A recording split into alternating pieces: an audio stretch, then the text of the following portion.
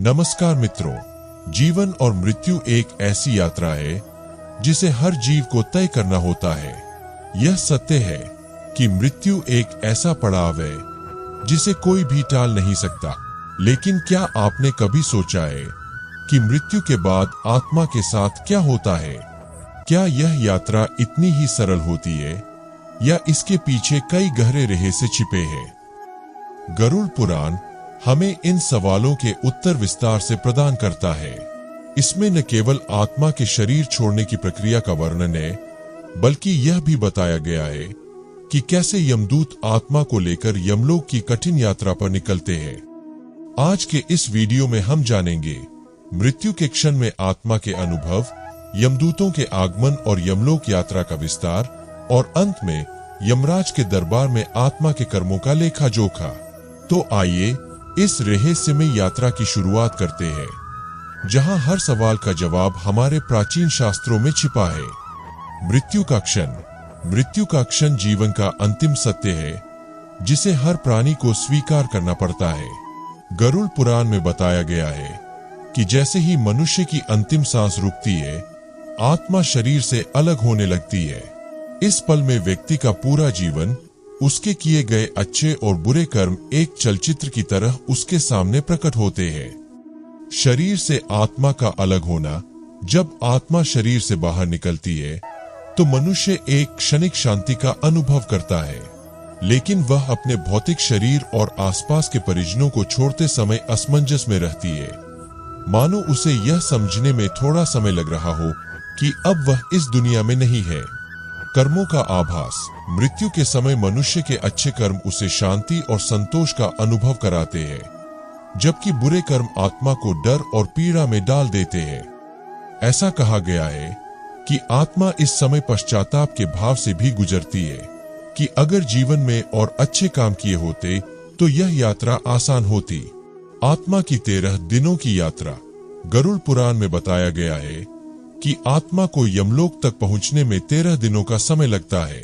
इस दौरान उसे कई प्रतीकात्मक मार्गों और कठिनाइयों से गुजरना पड़ता है, जिन्हें 84 लाख योनियों का मार्ग कहा गया है। यात्रा के दौरान आत्मा को अपने अच्छे और बुरे कर्मों के प्रभाव का अनुभव होना शुरू हो जाता है। पुण्य कर्मों वाली आत्मा को अपेक्षाकृत कम कष्ट होता है, जबकि पाप कर्मों वाली आत्मा को भयंकर कष्ट सहना पड़ता है। यात्रा की कठिनाइयां। प्यास, थकान और भय। इस यात्रा में आत्मा को कई तरह की कठिनाइयां झेलनी पड़ती है। गरुड़ पुराण के अनुसार आत्मा को भयंकर प्यास और भूख महसूस होती है, लेकिन उसे कहीं से भी राहत नहीं मिलती। आत्मा थकान से भर जाती है, लेकिन उसे रुकने का अवसर नहीं मिलता। इस यात्रा के दौरान आत्मा को अपने ही पापों का भय सताने लगता है, जो उसके मन में घबराहट और दुख को और बढ़ा देता है। पुण्यात्मा और पापी आत्मा का अंतर। गरुड़ पुराण यह भी बताता है कि जिन लोगों ने अपने जीवन में पुण्य कर्म किए होते हैं, उनकी यात्रा अपेक्षाकृत सरल और सुखद होती है। उन्हें देवदूतों का सहयोग मिलता है, जबकि पापियों को यमदूत कठोरता से ले जाते हैं और उनकी हर गलती का आभास उन्हें इस यात्रा के हर कदम पर कराया जाता है। यात्रा का महत्व। गरुड़ पुराण में वर्णित यह यात्रा इस बात का प्रतीक है कि मृत्यु के बाद आत्मा को अपने कर्मों का फल भुगतना ही पड़ता है। यह यात्रा हमें यह संदेश देती है कि हमें जीवन में अच्छे कर्म करने चाहिए, ताकि अंतिम समय में हमें शांति मिल सके और आत्मा को कष्टमुक्त यात्रा प्राप्त हो सके। आत्मा की कठिन यात्रा के बाद उसे यमलोक लाया जाता है, जहां यमराज का दरबार होता है। इस दरबार में प्रत्येक आत्मा के जीवन भर के कर्मों का हिसाब किताब किया जाता है। कर्मों का हिसाब।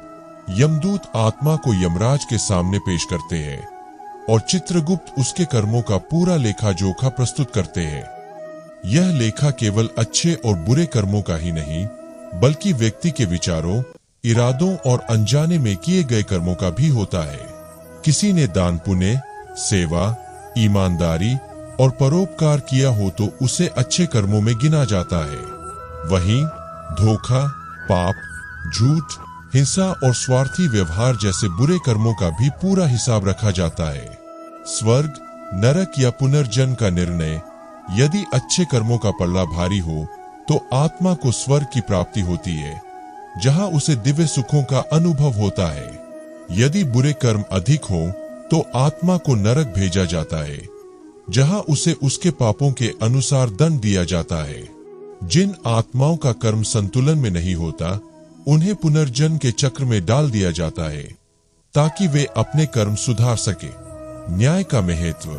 यमराज के दरबार में न कोई पक्षपात होता है, न ही किसी के लिए विशेष रियायत। गरुड़ पुराण में बताया गया है कि हर आत्मा को उसके कर्मों के अनुसार ही फल मिलता है, चाहे वह कितना भी शक्तिशाली या साधारण क्यों न।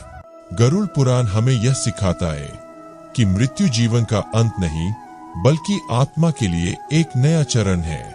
जिस प्रकार रात के बाद सुबह का आगमन होता है, वैसे ही मृत्यु के बाद आत्मा एक नई यात्रा पर निकलती है।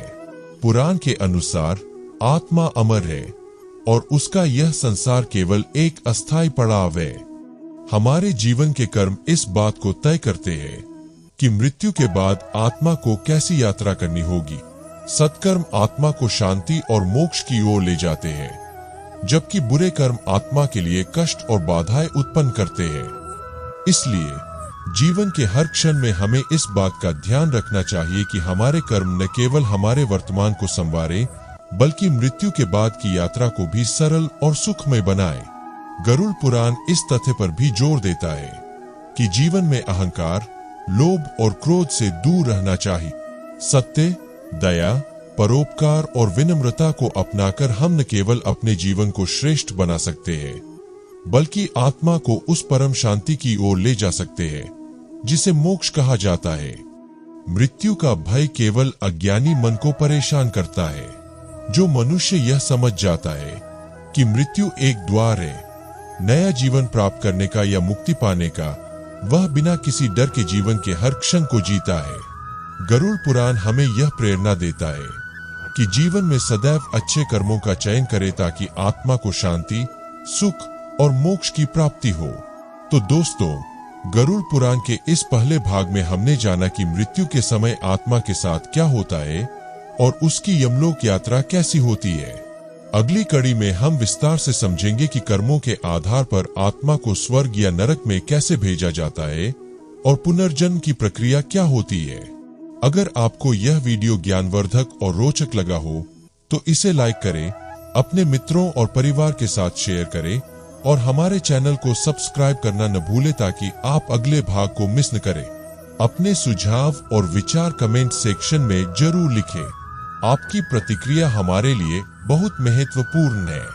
अगले वीडियो में फिर मिलते हैं। धन्यवाद। नमस्कार।